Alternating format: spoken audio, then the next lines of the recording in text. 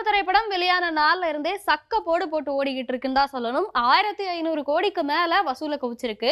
ஆனா இந்த திரைப்படம் வெளியான பிரீமியர் ஷோல தொடங்கி இது மேல பல விமர்சனங்களும் விவாதங்களும் நிறைய சர்ச்சைகளும் எழுந்துட்டு வருது. அதுக்கான காரணம் என்ன அப்படிங்கிறது நம்ம எல்லாருக்குமே தெரியும். பிரீமியர் ஷோக்கு அல்லு அர்ஜுனும் சந்தியா திரையரங்கத்துக்கு வந்திருந்தாரு.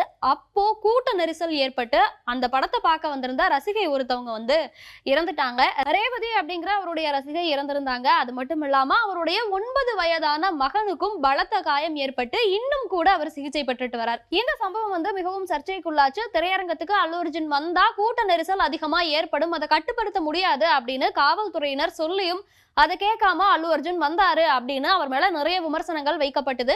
அவர் கைது செய்யப்பட்டு ஒரு நாள்ல அவருக்கு நிபந்தனையோட கூடிய ஜாமீனும் வழங்கப்பட்டது. தொடர்ந்து இன்னைக்கு 3 மணி நேரம் அவர்கிட்ட விசாரணையும் நடைபெற்றுச்சு. இதுக்கு இடையில அவருக்கும் தெலுங்கானா முதல்வர் ரேவந்த் ரெட்டிக்கும் பல விவாதங்கள் போயிட்டு இருக்கு. நேரடியான விவாதங்கள் இல்ல அப்படின்னாலும் மறைமுகமா ஒருத்தர் பொது மேடைகள்ல பேசிக்கிறது நடந்துட்டே தான் இருக்கு. முதற்கட்டமா ரேவந்த் ரெட்டி சட்டசபையிலேயே வச்சு அல்லு அர்ஜுனை கிழிச்சு எடுத்திருக்காரு. என்ன சொல்லியிருக்காரு அப்படின்னா, அல்லு அர்ஜுன் ஏன் இப்படி பண்றாரு, ஒரு உயிர் போயிருக்கு, அதை யாருமே பெருசா கருதல. ஆனா அல்லு அர்ஜுனுக்கு கை கால் முறிஞ்சிருச்சா, இல்ல கிட்னி போயிருச்சா, இல்ல வேற ஏதாவது ஆயிருச்சா, ஆனா மொத்த திரையுலகமும் அவர் கைது செய்யப்பட்டதுக்காக அவங்க வீட்டுக்கு போயிட்டு வந்துட்டு இருக்காங்களே, அந்த உயிரிழந்த பாதிக்கப்பட்ட பெண்ணுக்கு யாராவது ஒருத்தர் போய் பார்த்தாங்களா அப்படிங்கிற மாதிரி ரொம்ப காட்டமா விமர்சனம் செஞ்சிருந்தாரு. இதுக்கு அல்லு அர்ஜுன் ஒரு பதிலடி கொடுத்திருந்தாரு. என்ன அப்படின்னா, இது என்ன கேரக்டர் அசாசினேட் பண்ற மாதிரி இருக்கு அப்படிங்கிற மாதிரி சொல்லியிருந்தார். இந்த மாதிரி தொடர்ந்து அல்லு அர்ஜுன் மேல நிறைய அரசியல் ரீதியான விமர்சனங்கள் வந்துட்டு இருக்கு. இது பத்தி மந்திரி சீதாக்கா என்ன சொல்லியிருக்காங்க அப்படின்னா, ஜெய்பீம் மாதிரியான படத்துக்கு ஒரு அவார்டு கிடைக்கல, சமூக சிந்தனையை ஊட்டக்கூடிய படம் அது, ஆனா அந்த படத்துக்கு ஒரு அவார்டு கூட கிடைக்கல, அதை விட்டுட்டு ஒரு ஸ்மக்லிங்க ப்ரொமோட் பண்ணக்கூடிய ஒரு படத்துக்கு அவார்டு கொடுத்திருக்காங்க அப்படிங்கிற மாதிரி புஷ்பா 2 மறைமுகமா தாக்கி பேசியிருந்தார். அவர் மட்டும் இல்லாம இன்னும் நிறைய அரசியல் தலைவர்கள் புஷ்பா 2 பத்தி நிறைய விமர்சனங்கள் வச்சிருந்தாங்க.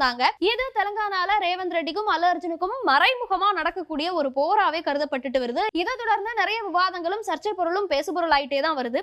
இதை தொடர்ந்து இன்னைக்கு இந்த படத்துடைய ப்ரொடக்ஷனான மைத்ரி மூவி மேக்கர்ஸ் மேலையும் வழக்கு பதிவு செய்திருக்காங்க. அதாவது முதல்ல அல்லு அர்ஜுன் மேலையும் அவங்களுடைய பவுன்சர் மேலையும் சந்தியா திரையரங்கத்து மேலையும் வழக்கு பதிவு செய்யப்பட்டிருந்தது. இப்போ மொத்தமா 18 பேர் மேல வழக்கு பதிவு செய்திருக்காங்க. அல்லு அர்ஜுன், அவருடைய பவுன்சர், சந்தியா திரையரங்க உரிமையாளர், அவருடைய மேலாளர், அது மட்டும் இல்லாம புஷ்பா 2 திரைப்படத்துடைய ப்ரொடக்ஷன் ஹவுஸான மைத்ரி மூவி மேக்கர்ஸ், இந்த தயாரிப்பு நிறுவனத்து மேலையும் வழக்கு பதிவு செய்யப்பட்டிருக்கு.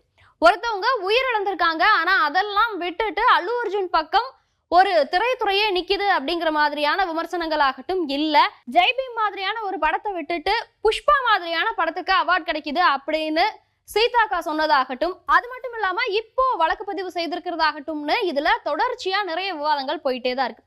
என்னதான் தமிழ் சினிமா மலையாள சினிமாவையும் மற்ற சினிமாவையும் கொண்டாட ஆரம்பிச்சிருந்தாலும் தெலுங்கு திரையுலகத்துல தமிழ் சினிமா ஒரு பேசு பொருளா மாறி இருக்கு அப்படிங்கிறதும் இதுல நம்ம பார்க்க வேண்டியதா இருக்கு.